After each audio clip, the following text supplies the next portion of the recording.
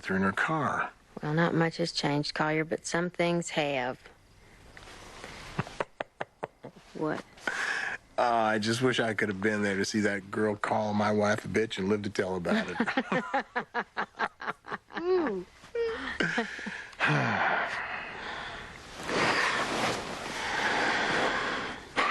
One thing I do know, Suge, is I don't want to lose my daughter or her respect over something as stupid as this. There comes a point, Collier, we've just got to trust Kelly. I think we're already there.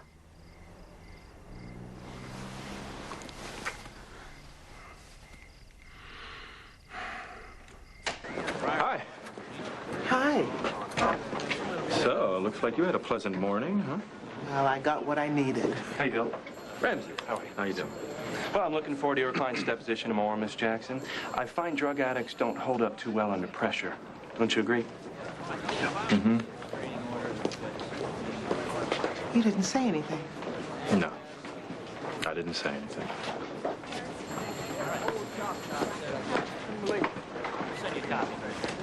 In Officer Harmon's deposition, he claimed that he took a meal break at approximately 3:17. Is that accurate? Yes, ma'am. He also stated that you stayed in the patrol car. Yes, ma'am. According to the dispatcher's notes, she tried to contact you at 3:22 in your car. You didn't respond. Why? I have no knowledge of such request for contact. Did anyone see you in your patrol car between 3:17 and 3:25? Any witnesses? At this time, I have no witnesses. Officer Allen, the reason you didn't respond to the dispatcher's call is because you weren't in your car. Instead, you were heading across the street toward a payphone to dial 911. No, ma'am, I was not. Miss Jackson, unless you've been greatly overworked, I'm sure you're aware that the voice on the tape is not Officer Allen's. I am, Counselor. Thank you. Once arriving at the payphone, you realized that you couldn't make the 911 call yourself because your voice might be later analyzed. And so you had someone else make the call for you, didn't you? No, ma'am, because the situation of leaving my patrol car never occurred. Officer Allen, the circumstantial evidence is overwhelming in this case. You and your partner pulled my client over for reckless driving at 3 a.m. He had a big mouth, wouldn't ID himself, which is why your partner beat the hell out of him. By all accounts, you did the right thing by pulling Officer Harmon away from my client. And in order to save his life, you had someone call 911.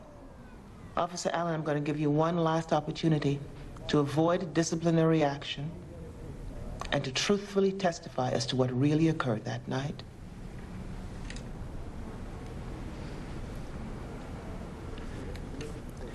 Mr. Parker was pulled over for reckless driving at approximately 3 a.m.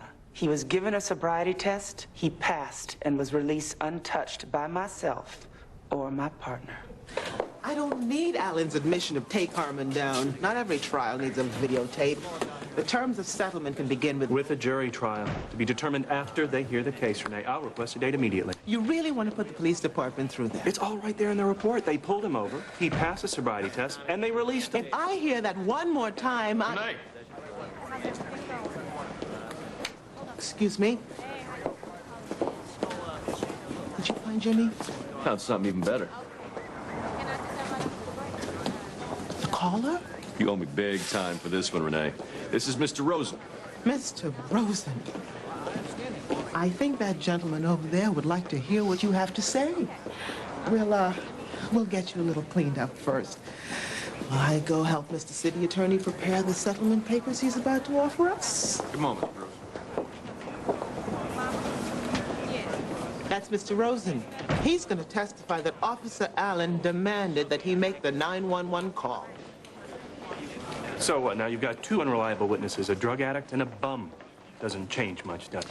Oh, I think after a slew of expert witnesses testify that the voice on the tape is Mr. Rosen's, and you try to argue that he must have walked 3 miles from where the paramedics picked up my client to make the call, I think a lot will change. I'm sorry I lied to you, Daddy. Then why'd you do it, Rene? I just wanted him to like me.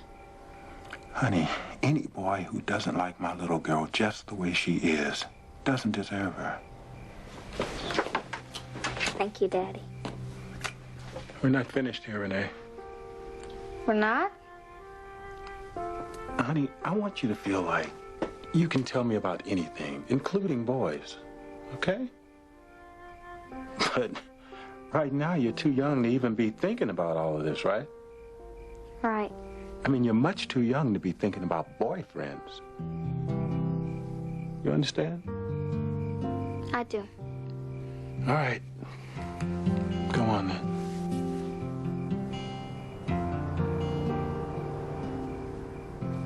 Daddy, you said I could tell you about things, right? Of course, honey. Carver gave me a flower.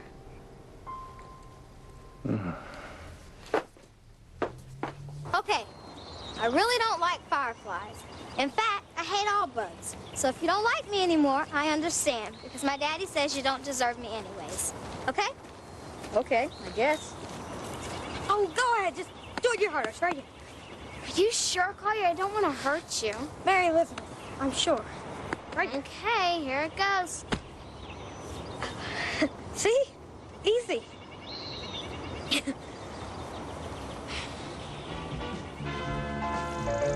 Can I ask you something now? Sure. Will you go steady? Yes. With me? Good.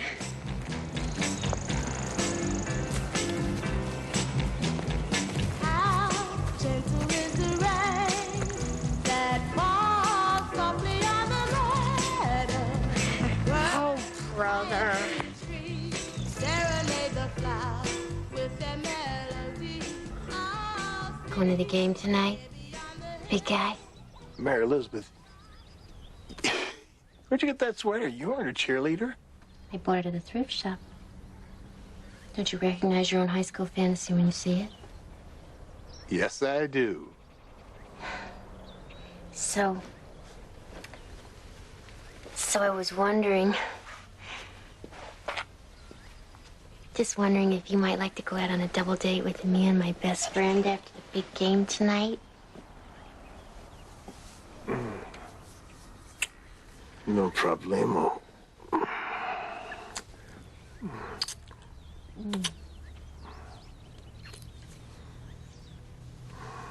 So are you gonna be okay about this Johnny thing?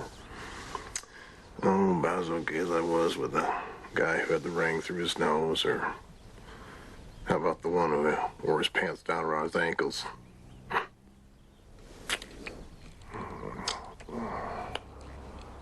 Oh, yeah. Touchdown. Ow. I had a dream. Oh, one starry night. I had a dream. It was a pure shining light. Looked all around me. I was alone. You spoke to me, and I was home. I had a dream. You made me dream. He's like the invisible client. Now you see him, now you don't. Where is he now? Oh, who knows? At least Harmon and Alan are going to be stuck behind a desk instead of a wheel for a while. Was he like that in high school? Worse.